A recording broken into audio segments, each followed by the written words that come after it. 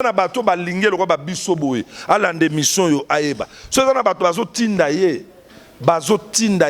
il fait un travail comme serviteur de Satan pour que bato balongo la confiance basali nzambe so bachango wapi News avec Jazz Kavumu prouver biso pour faire une prouver biso église à Malonga ezate net na ndeni parce que l'église c'est belé wana News avec Jazz Kavumu de tokomona c'est-à-dire biloko to no sala wana bali na bonzambe te. Alors quelque part c'est encouragé sur le festit le bongo li mutema c'est bien fa de les sikoyo sala musala nzambe to mona News avec Jazz Kavumu. D'abord ça paraît trop insensé les propos de Denis Les. Ça paraît trop primaire et puis non réfléchi. Ah bon. Mosali nzambe na ranaye de tels propos koko bimate. News avec Jazz Kavumu. En tout cas passer à malamu na habité les papa Kelani na Charles Les. Il a quand même cité les noms non. C'était bien. Alors, je peux courage attends tami balé à ma béo ya yebi. Ghislain Boulou, MCT Images, gardez un souvenir exceptionnel de vos événements. Faites confiance à Ghislain Boulou et son équipe de photographes, caméramans et vidéastes professionnels et bien sûr passionnés. MCT Images, toujours à l'écoute de vos besoins pour les satisfaire, en France comme à l'étranger. Vous avez un mariage, un anniversaire, un concert, un shooting ou un clip ou tout autre événement à immortaliser, alors n'hésitez pas, contactez Ghislain Boulou au 06 18 49 75 44 06 18 49 75 44 ou sur Instagram MCT International. Ghislain Boulou, MCT Images, Ghislain Boulou, MCT Images, Ghislain Boulou, MCT Images, Ghislain Boulou, MCT Images. Ayebsinga kuzani jama. Ngani? Ayebsinga kuzani jama linguwanga. Kaka, legela. Bino na barenseignement. Ondiro landelelango barenseignement. Misana kupomba bidogo na feti akana kwiti babunga na kate kuswana ibimi family na bevite malewa ngabo moko tuna boko tuna ke bantu tuyagna bango ishibalembi algoni tu changer ranger.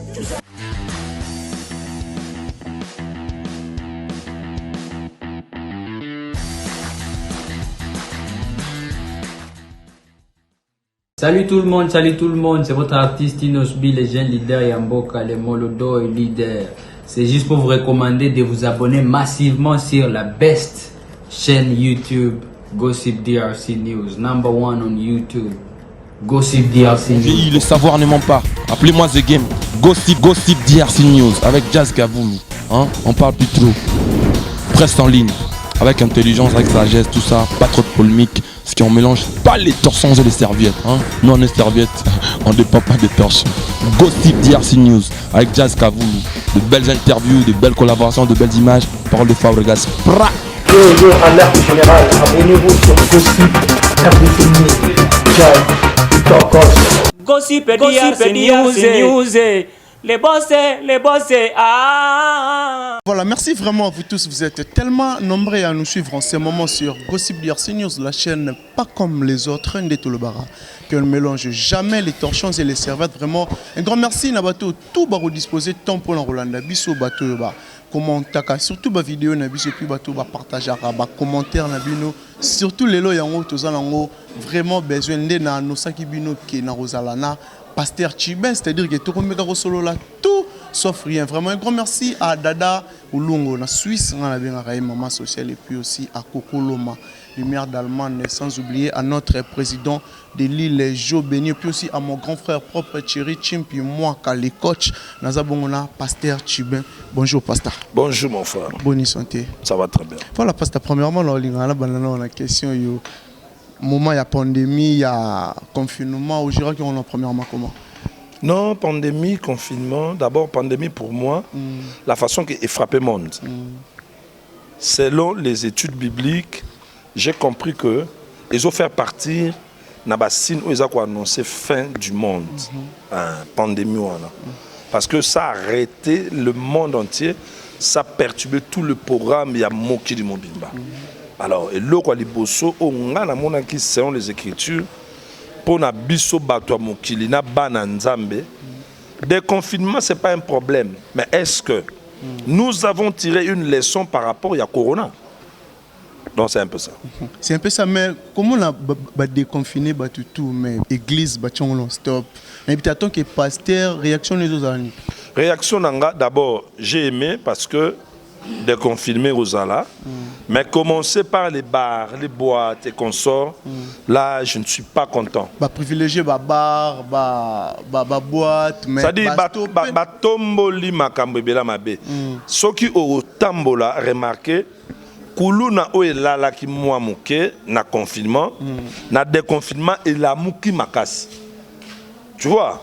Donc avant qu'on déconfine, ceux qui te banda qui d'abord na l'église. Et le la chef de l'État le que aza chrétien de Diembo na mboka nzambe. Moi je pense na mu pepo e beti na mboka na biso, il allait commencer maintenant na culte moko action de grâce jour moko l'église na mboka to sanga to beti nzambe merci.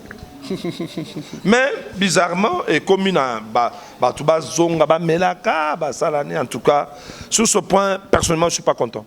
Vous avez constaté mais na ba mesure bazo linga bazo le l'église de réveil beaucoup maneti le roman qu'on est quelque chose au courant là. Tena basanini beaucoup malheureux et le roman dans représentant à la tout le monde a peut-être par exemple une église catholique bazana ba cellule na bango na partout na commune moko ba ozatom sous moko ou soit mi balé pour l'église de réveil et ça parmi l'église ezo kende ezo déranger donc tapage nocturne to loba té église d'abord ça il faut enlever cette pensée église est un tapage té tu sais pourquoi église est botamaka na secteur moko la première des choses où il faut batu nyonso ba yeba kolela ya batu wana ya secteur wana et comité pa nzambe nzamba tindi église et yawana batuana ba comprendre que nzambe ayeli bango nzela ya lobiko et sika ya kimia parce que l'église c'est le lieu de délivrance de guérison de paix de repos de refuge église ça il faut déjà enlever dans le concept des gens que église et y a un dérangement mais na bien ça la statistique babar na l'église va peser bélé. Tu vois? Oh, le comme à ça na boutique à Mouké, il faut 3-4 mètres salibanda. Oui. Moi bafle moko ya Mouké et so bois kanase. Mais bah binope na veni morotom sous 8 églises na veni mo mukuse. Ceux qui a venu moko ezu grâce. Ya ko égorger 8 églises. Ba yebake incrédulité na bango et ko makase pa nzambe. Et présence à l'église ouana, ba ko bongo la mitemba obika, ba bongo la mitemba te, ba ko sambi sama sévèrement. Côté otoyo raseben, côté okuna prédication, côté okuna bazo sambela, côté donc apparemment les autres chamwa au rafara à l'église. Te. Omoni s'il faut être clair, na l'église de réveil, moi ba désordre mo ezalaka. Par exemple, ngana za a. Apôtre Pida ba pesier place en face. Soka za musala ya nzambe ya solo. Aza na bolingo ya nzambe. Pe ya musala nzambe, abo ya place wana. Bon. Soka on dit ma place wana, il faut ngana ye ba jour e kabwana. Buba o tout monde ba jour moro to benga oni kiloko soit mbongo ou soit pour ba te bele ba l'église on dirait comment on cop. Église a copté. Et comment on li gablo en fait. Église a copté et a li gabloté, église ezali musala o nzamba pesi ba salne o ya bengi pa poni. Mais comme il Sikoyo et loko nyonso ya malamu ezanga ba infiltré té. Partout dans le monde il y a de vrais, il y a de faux. Alors kala ezaki soni mwana ena mwana mwasi aena na pasteur et pas na bango que maman fiancé nanga pasteur. Mais lelo et comme gloire. Tu vois que moi na soko aroba la pasteur, ça dit moi na biso vraiment ba famille belou vraiment alors et le pasteur vraiment qui na kasha mabe misu ba aventurier ba leki tellement belé. Te ba leki tellement belé. Oui. Na kata ba pasteur ba passa malamu nde bazé belé. Ya mabe baza muke. te nazo ya monde nanga ti eza monde nanga na yebi ya mabe baza muke mais eza nde na loi moko o ezobimisa comme si bango bazé belé ezali loi ya force ya kopola lilala moko ebebisaka malala ebele ya malamu mais ce n'est pas dit que au départ ba malala to ezaki mabe muyaka moko afingisa bayaka nyonso muluba moko afingisa baluba nyonso. C'est-à-dire un pasteur, pourquoi le problème des pasteurs lorsque il y a mabe na yeto erreur na ye batombola ngo parce que le diable sait que bato ba nyoko la kangai na batu nyonso ba yako no ya nzambe ya ba pasteur l'église de réveil diable ebi yanga no moni soka moko asali erreur moko ba zuango ba tomboli yango. Tout ça c'est pour décourager les gens ba pesa biso confiance te. Or lui-même le diable sait que confiance ce beau pesi basali ya nzambe réussite et ça partage na bino. Est-ce que le pasteur avec l'église de réveil bazar une organisation moi ici ngaki to kutanaka to mona na to ba façon de dispatcher maramna. Ezali RSC dirigé par Sonika Futa. Est-ce que boyo kangi pe ezali na RSC? Si ezali. Ah bon. Omoni le problème sanine. Église de réveil ezama mbata molimo. Skoyo je reconnais que dans cette église de réveil avant organisation na RSC et ya ifanda déjà mutu na mutu ono ya molimo akomaki oya kokoma nga molimo alobi na ngai nga kola alobi na ngai. Maintenant on a essayé maintenant ya ko sala que ekoma une confession religieuse na ramoko na ba catholique na ba protestant mais sikoyo ya bango déjà banda kala. Vous comprenez? Il y a biso bandi sika malembe on va arriver à organiser un tina suka. Voilà, merci pasteur Tibé. Mais n'habitez tant que tout le monde pasteur Moro a renommé moko ngai évêque. O kuna ngai archivêque. O boy n'habitez za une organisation Moro boy banomarano Tibé fois comme évêque ou soit comme archivêque n'habitez. Te wana zaye moko. Ya lo kana tuko peksa mutalo tate. Ce mutala la muka bina lotindoto yo peksa lotindoto te alors tant ya la muka bina noté nga kola succession be nga évêque ce que yo boya prendre pour na vendre nos biens pour tous à la kimia yo biki yo za docteur mais nga moko na ebinde makomi et otali sa ministère doctoral na ba argument na yo na ba défense na yo na moni ko za docteur te na ko yesu na bino oza docteur te mais moko ozwaka moi grâce ya ko enseigner. Mais qu'on enseigner quelques thèmes ne veut pas dire qu'on a docteur. Oh, t'es, on a docteur. Au forçant au tio comme docteur. Parce qu'on a au kangon de tendeni. Voilà, mais les autres au fond nous autres là, bah église ou soit bah pasteur na ba TV partout na ba réseaux sociaux. Est-ce que ça peut na ba ozo édifier que o azama be o azama là. Na koki koyeba ke pasteur oyo azamalam. Passer au ban à l'année 3 fois, 4 fois, 5 fois. Na mona maté année za penda fondé na l'écriture té. C'est comme si azam tout monde tangi ba livre mon boye na oyeba. Mais je ne peux jamais na miso batu na tan kombo na ye. Si faut na kendo mona ye. Ça c'est la procédure biblique. Na kendo lukai passer mona. Na l'année au moins 5 fois. Na ngina nous to solo là. Ce qui pasteur a sali bongo amsa nzamba solo. Peut-être pas en erreur. Mais le ko la bandimi kombo na bango bandimi. Po il faudra bandima. Na bato kisasa et loko nyonso ba mona na TV il faut ba sala et puis mususu ya malamu salami ya mabepe salami diable a comprendre ngo et puis si peu résultat oya mona sko na suka na ngo pe bato pe ba yepe. Alors peut-être la personne a continué na bakisité to bonganga to mamnini mais azaka ne ba erreur ya doctrine to le banzambe so na ko mona na soli na ye so aza franc a obimisa tout sera bien mais so ka boyi par orgueil na ye je vais faire quoi na tikit. Mais pasteur on a linga aux années sont vraiment sincères aux clairs na bato ba hôtel biso o meka ko faire comprendre bato ba hôtel biso la sabango ki moni basine ki ngani so moni pa mutu boy ke ba eza banzela mabe o yo sala constant oui.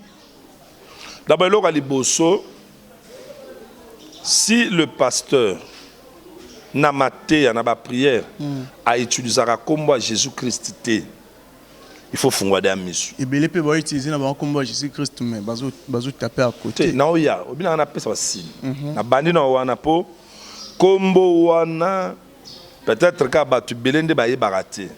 Eza combo e bombi makambo benet na monde de sorcellerie. Moi na taza ndoki. Soit tangi yango réunion panzana. Na solo bango po na traita bakawana na yebiango. Alors, à part wana, pasteur azo sala ba pratique oyo eza fondé te na Bible. Eza na soubassement biblique te. On se comprendre. Donc tu vas vite comprendre que oyo am sala nzambe te. Pasteur abandi ko yebisa batu, ne na okai pasteur moko lobi église mobimba boya na ba maboka. Boya na mitute lelo toko kanga ba demonios o batungisaka yo toko tcha bango na maboka toko tuta bango omoni église oye kilti bokuti tala ba maboka na mitute batuta ba demo tombola allez tutaye ba tutaye tu vois si c'est une inspiration de Dieu et qu'il y a rarement pembala moko kaka. Mais ce n'est pas facile pour un batouba avalang. Yo mondo yeba si réellement le réuté panzam.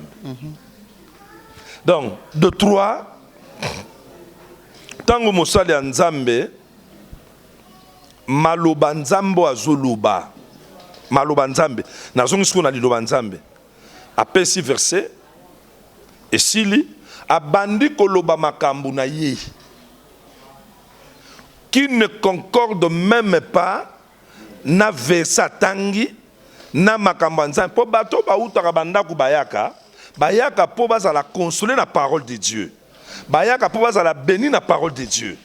Alors yosko ye na viva ngo mukomsusu na église mo na Evra Kala pasteur auti Brazzaville ngam na train église na Okamba aye na ebisa na bon papa loko ye lelo yaki samina butu le dimanche, comme des motés moka banda qui na semaine aussi ça lelo to profiter to yamba kaka opé sa mbote pour un visionnaire comme ça to remobiliser l'église pour que au sa séminaire mercredi jeudi vendredi au clôturer dimanche na matin na bione to soli andimi ngam na modération na modéré pas esidi batu bakangi misu adoration monter avant d'awa na Bible zo prier donc concentration ayebika o clôturer ngapi na ngai misu hermos qu'on a lekai libosa cher pona tinda nzembo na mobiliser batu ko zonga na zonga na kuti passer la termina cher oh na Bible fungoli nabi ah bon aza papa yende mkolo église nabi non papa yo mutozo te ya question mon sage abinanga atteint combo na c'est nanyo qui va prêcher aujourd'hui ya kanda siko wana moto e faki abandaki semaine à 6 à dimanche akanga miso zo prier mbamonga na longwe na na cher na na fand abeti maboko moto ya talingai totali amen amen. Ah bon aujourd'hui yoka aujourd'hui je ne prêche pas. Je vais seulement vous dire comment Dieu a marché avec moi à Brazzaville. Or, l'église où tu as pensé mon banda la semaine et au soukanango dimanche. Abeti masapo. Aucun verset biblique. Après wana na luka ki na bureau na sali na réunion na monsieur papa si ça continue comme ça moi je quitte l'église. Abi okena yoki même bala sima solingo solo na ngai il faut au sala audience au pesanga pas moi c'est na ngai atangi ba yebi sujet to solo là monga moi me connais l'église wana longo église on peut kufana ah bon ça dit des gens ya basini ya bongo les gens quittent leur maison ba ya une église pour na yoka maloba nzambe pour na esala bango malamu place mabe zali tiki se mabe. Alors, les gens ne viennent pas pour la Babylone comme ça. Alors, la plupart de l'église, il y a bongo, je te dis la vérité. Attends, tu as tondi le lot, 20 000. suka ekoya kaka. Suka ekoya, mais pasteur tu benga linga na pesa moi d'exemple. Yo au définir en so eza vrai ou faux na habité. So na mon église mo boye kuna ezala mutaye na kanini babimisaka muselekete na ngolo. Ba sa kanini. Oza oyena kaki ngani, o ayena kaki ngani, soka ye soit so babimisi muselekete na nzoto te babimisi ngolo. Oyebe église ngo bien. Nga na poser question. Non, mais na poser question.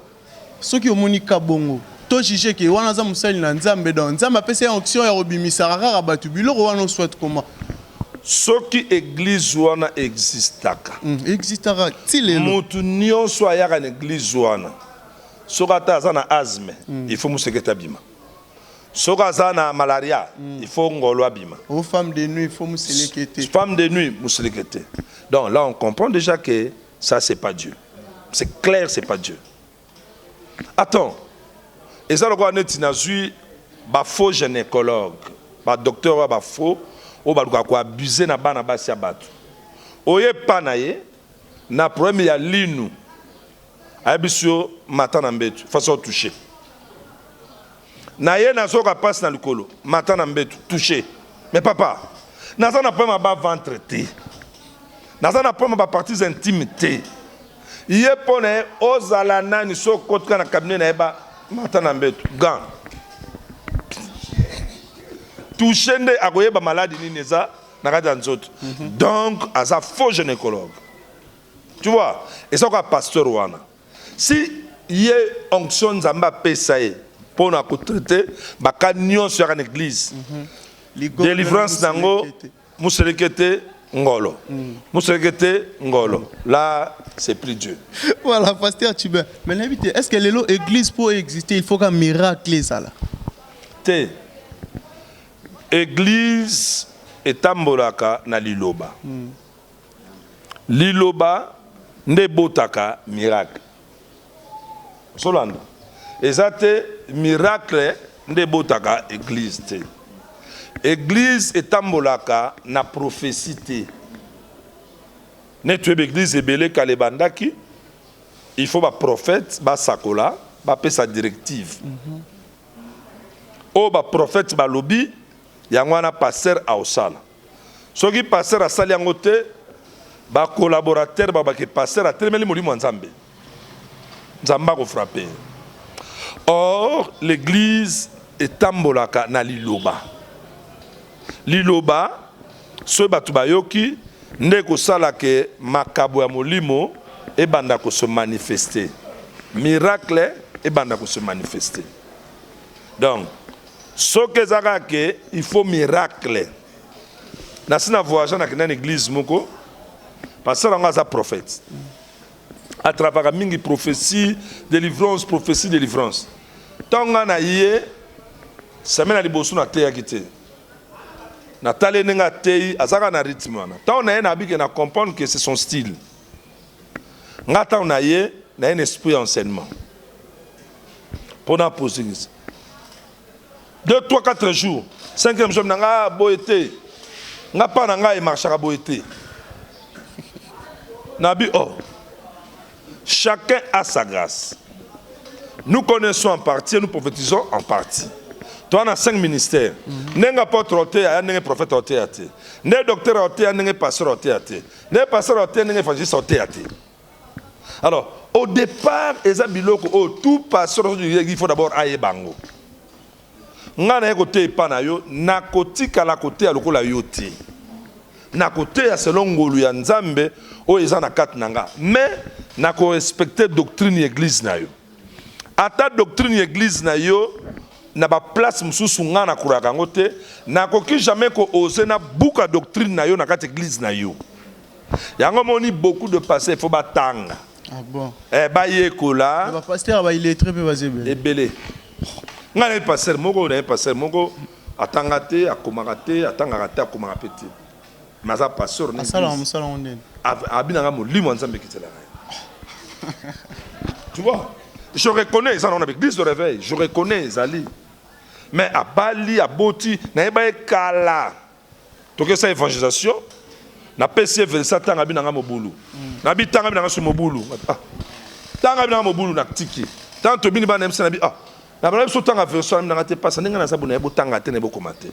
Ngabino âge ezali ba cours ya alphabétisation ezali. Tanga kota. Yango somo na lelo même ce to loba, mais on est aussi conscient que il y a beaucoup de pasteurs au batangi d'abord en école, au batangi pe makambo nzambe te, baza koyela biso mobu toyebi. Toyebi. Mais le ko la balingi nzambe bakota kata musala nzambe, ya malamu baza, ya mabepe bazali. Ya lolendo baza, ya ba humble pe bazali. Mais le ko le da musala nzambe, autant marqué par Dieu, yemoko oyungu la kaka. Musala za ya bisote. Mukolo musala oyungu. Voilà, kolo musala oyungu mais pasteur tu ben la habité tant ozomo la confrère na yo ndeko na Denis Lesi na télé, ba propos teni na ezo salo comment. Alors mabe makasi. Ah bon. S'il faut reprocher au rôle balaine. Non, et là on a kolo bana prophète Denis Lesi. Ba propos na yo ozo tenir na komba basali nzambe. Na lingi penzo talanga bien ozolo ba mabe makasi. Un homme de Dieu ne peut jamais se repentir publiquement devant les gens. Et un vrai homme de Dieu ne peut jamais livrer ses collègues. Donc, surtout ni ba pasteur nyon so ya monde. Ça la mission ba pasteur causant sa question naté. Il y a aucun pasteur à soutenir. C'est-à-dire azo créer peut-être visibilité na ndengene me ya mabe. Visibilité commence déjà Denis Lesi au mokilombe yebi. Yebi na eloni. Ba faya fe nzondo chama ina TV zongisa boy. Est-ce que Faya fait Nzondo, Chama na TV Zongisa. Yeso na kati. Biso to yeba nini, biso to landa. Ah mais le vrai et loko oyo sala oyo ya makasi. C'est lorsque tu élèves Jésus-Christ, c'est lorsque tu prêches Jésus-Christ. Est-ce que yango no moni Moïse tellement nzambe mutatinda kiye. Expérience ya nzete ne bongwana nyoka asa vivakango. Tant nzamba omekaye un exercice ministériel. Tant wa comme pas pharaon na makambo nini leo la nzamba tindio yango. Pharaon se gabia oyo nde di boya ta eloka aloba. Bamba bwaki. Ebi suka nango nyoka ya Moïse melaki ya pharaon. C'est pour dire quoi? Biloko nyonso oyo eza nango ya bonzambe te.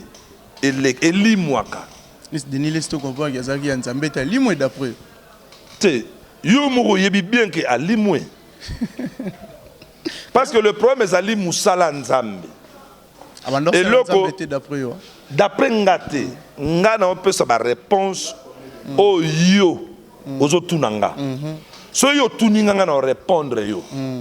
Tanga baneko sala musala wana église ezalaki, ba membre ezalaki. Mais lui-même, quand il dit que non, à Bongwani, est-ce que Mbalonde Tokumona, c'est-à-dire, Biloko Tono Salawana, Bania na Bonzambete. Alors, quelque part, c'est encouragé, je le félicite. Le Robongoli Moutema, c'est bien. Fadin les Sikoyo, Salam Salan Zambe Tomona. Mais apparemment, ils ont bangi Sabino pour aller livrer ba secret tout ya mambosa la ba place bogenda osimba makambu ba place bogenda rozwa biloko po boko isara ba tuna l'église et comme bangi ça ba pasteur ibele. Le quoi frère Denis Lesi ba place en.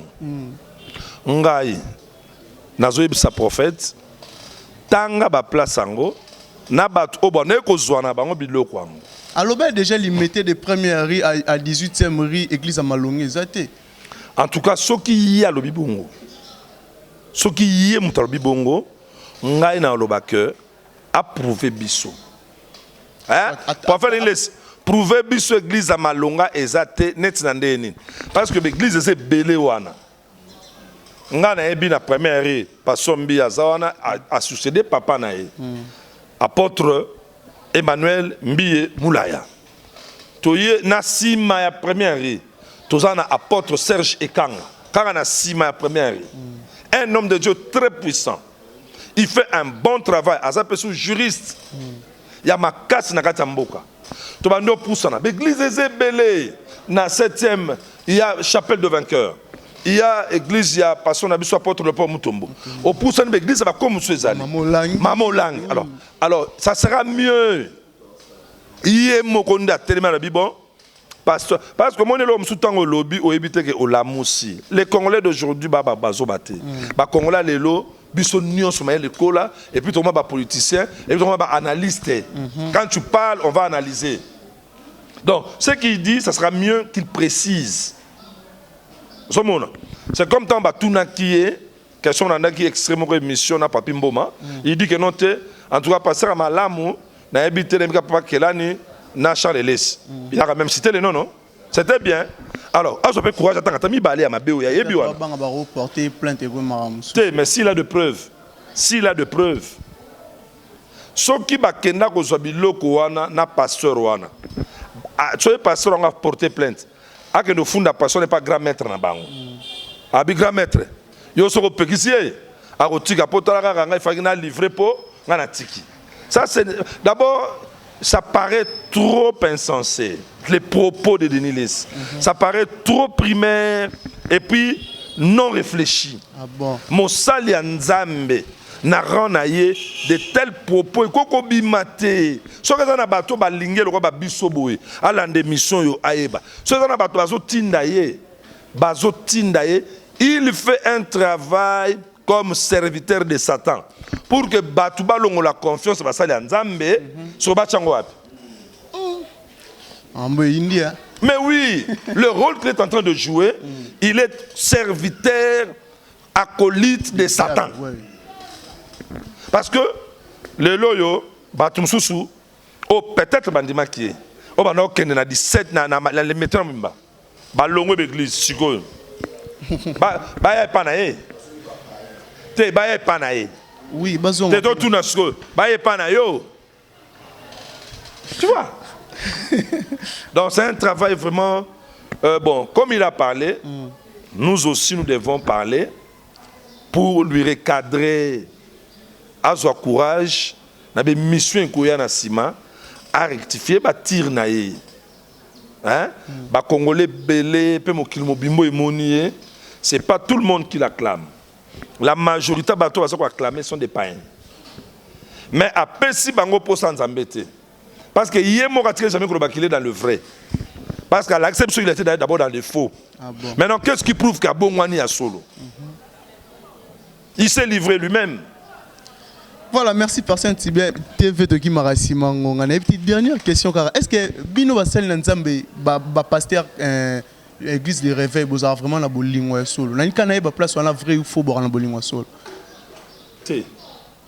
Bolingwa solo les atteint. Et ça n'a pas tout moqué. Batu belé bazan bolingwa té. Quand il y a pasteur évêque pasteur Mukuna, bozo qui est dans mon ondé ni attend que ba pasteur. Ba pasteur toujours ça me la pona. Point barre. Point barre. Au bout de développer. C'est toujours ça me la pona. Voilà. Juste ça mala ça là. Voilà, mot de la fin la bateau va disposer qui temps pour l'entendre la biso. Que Dieu vous bénisse. Vraiment merci d'attention vos petits biso. Vous s'abonner très massivement à la chaîne Oyo et en plus vous partager ango et ba réaction na bino, ba commentaire na bino. Je bénis encore tous les hommes de Dieu qui m'ont assisté. Il y a la sœur Sarah Agas, il y a l'homme de Dieu l'apôtre Pida, il y a le docteur Jean-Boni Bofunga, et puis il y a le docteur Onésime Kazadi, Mokambi Trésor et Mokambi Gustave. Et apôtre Kerok, mon fils, maman Nadine Kerok, Nzamba Monabino, l'homme de Dieu, le prophète Israël Riki Umba, l'homme qui a le Cameroun entre ses mains, Nzamba Matanayo encore, et je bénis mon ami Staniville Ngoma, Nzamba Pambolayo, l'homme de Dieu, le pasteur Willy Kabea, aux États-Unis, Nzamba Pambolayo. Je bénis Maman Katibe Fatou, je bénis Maman Nicole Konchinga, je bénis la Chouana et je bénis Francky. Bye bye. Voilà, un grand merci vraiment à la bateau. Tout va disposer qui tant l'émission les lobos n'hésitez pas à partager vraiment. Bah commentaires, bah remarques, bah reproches, il y a vraiment besoin. Merci d'abonner tout à Gossip DRC News et tout mon bongo au prochain numéro.